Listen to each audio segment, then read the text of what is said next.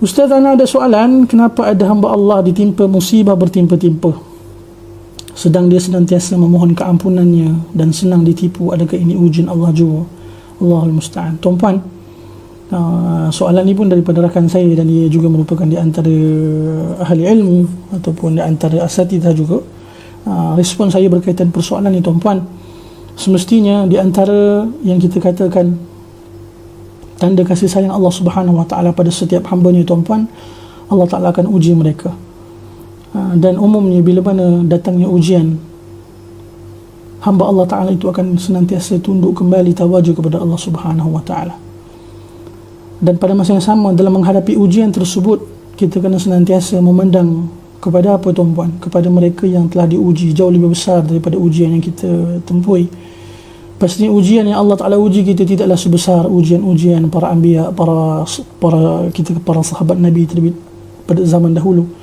Tetapi kita senantiasa berusaha untuk berfikir positif. Allah Subhanahu Wa Ta'ala tidak akan sekali menguji kita dengan ujian yang kita tak mampu untuk menghadapinya.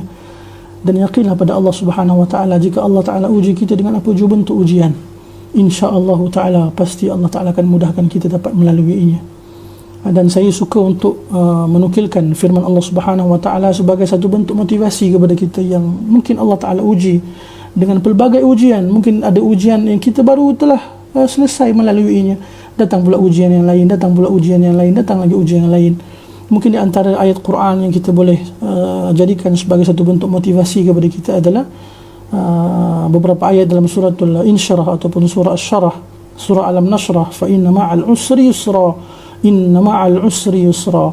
Maka sesungguhnya bersama setiap kesulitan ataupun kesusahan adanya kesenangan, kemudahan. Dan Allah Subhanahu Wa Taala mengulangi 2 kali perkataan Allah Taala, inna ma'al usri yusra. Sesungguhnya bersama dengan kesulitan, kesusahan adanya kelapangan, kemudahan. Dan dinukilkan oleh para ulama tafsir berkaitan 2 ayat ini, tuan-tuan rahmati Allah. Perkataan al-usri dengan yang pertama dan al-usri yang kedua merupakan perkataan yang sama.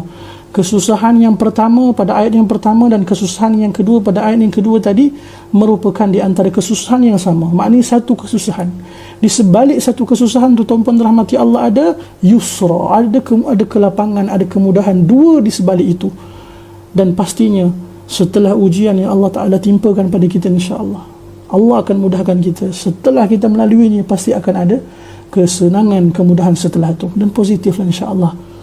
Dan memang kita hidup dalam dunia ini, apatah lagi mereka yang mengaku beriman pada Allah, akan senantiasa diuji oleh Allah Subhanahu Wa Taala. Semoga Allah Taala memudahkan kita dapat terus sabar menghadapi ujian. Satu bentuk peringatan daripada Allah agar kita terus bersabar. Ya, insya-Allah di sebalik kesusahan tersebut pasti akan ada kesenangan. Dan memang, tuan-puan, di dunia yang kita hidup ni, kita tak akan lari daripada ujian dan juga kita katakan musibah. Sebab sehinggalah kita bertemu dengan Allah Subhanahu Wa Taala. Ada satu hadis Nabi SAW, juga hadis yang sahih, tuan-puan, berkaitan Nabi SAW membuat satu gambar raja segi 4. Gambar raja segi 4, ya, segi 4. Kemudian Nabi SAW membuat satu garisan lurus di bahagian tengah, tuan-puan, kemudian keluar daripada garisan segi 4 tadi. Kemudian di dalam garisan segi 4 tadi, tuan-puan, Nabi SAW lukiskan garisan lurus kiri dan kanan. Ya, kemudian dijelaskan aukamakal Nabi SAW, inilah kehidupan manusia. Ya, di segi 4 tadi, tuan-puan, merupakan umur manusia. Adapun garis yang lurus yang keluar daripada segi 4 tadi, tuan-puan, merupakan apa? Angan-angan manusia.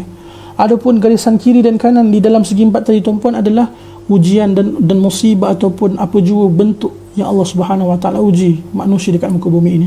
Selesai satu ujian, tuan-puan, akan ada ujian yang lain. Setelah selesai satu ujian, akan ada ujian yang lain. Sehingga bila, tuan-puan rahmati Allah, sehinggalah kita bertemu dengan Allah Subhanahu Wa Taala. Semoga Allah mudahkan kita semua dapat menghadapi ujian itu, insya-Allah.